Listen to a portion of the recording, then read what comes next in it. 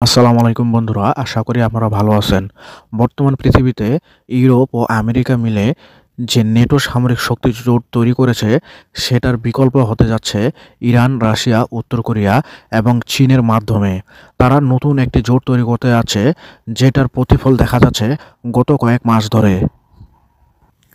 যেখানে কিছুদিন আগে উত্তর কোরিয়া এবং রাশিয়া একটি সামরিক চুক্তি করে, যেটার মধ্যে উল্লেখযোগ্য রয়েছে যে রাশিয়ার ভিতর যদি কোনো দেশ আক্রমণ করে, সেটা উত্তর কোরিয়া নিজের আক্রমণ বলে বিবেচনা করবে, এবং উত্তর কোরিয়ার ভিতর যদি কোনো দেশ আক্রমণ করে, সেটা রাশিয়ার আক্রমণ হিসেবে বিবেচিত হবে।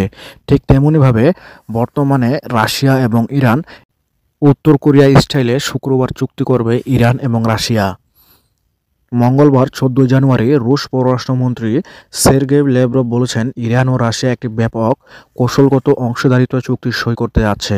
উত্তর কোরিয়ার সঙ্গে রাশিয়ার সাম্প্রতিক চুক্তির মতো ইরানের সঙ্গে আসন্ন এই চুক্তিতেও কোনো দেশের ক্ষতি হবে না, বরং এটি দুই দেশের নিরাপত্তার নিশ্চয়তা দেবে।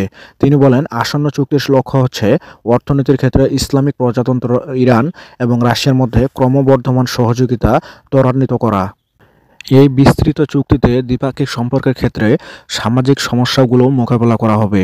এদিকে গত সোমবার ক্রেমলিনের এক বিবৃতিতে বলা হয়, আগামী 17 জানুয়ারি ভ্লাদিমির পুতিন ইরানের প্রেসিডেন্ট মাসুদ পেজেশকিয়ানের সঙ্গে বৈঠক করবেন। এর আগে চুক্তির খসড়া তৈরির সময় রাশিয়ায় ইরানের রাষ্ট্রদূত কাজেম জালানি বলেছিলেন, ইরানের আঞ্চলিক অখণ্ডতা এবং স্বাধীনতা সংরক্ষণকে অগ্রাধিকার দেওয়া হয়েছে। চুক্তিতে একটি ভূমিকা এবং 47টি অনুচ্ছেদ রয়েছে।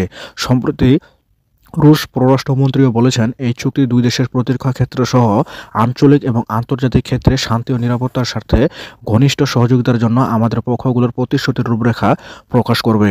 প্রসঙ্গত, গত জুনে পিয়ংইয়ংয়ে এক শীর্ষ সম্মেলনের শেষে উত্তর কোরিয়ার নেতা কিম জং উন এবং রুশ প্রেসিডেন্ট ভ্লাদিমির পুতিন দুই দেশের মধ্যে ব্যাপক কৌশলগত চুক্তি সই করেন।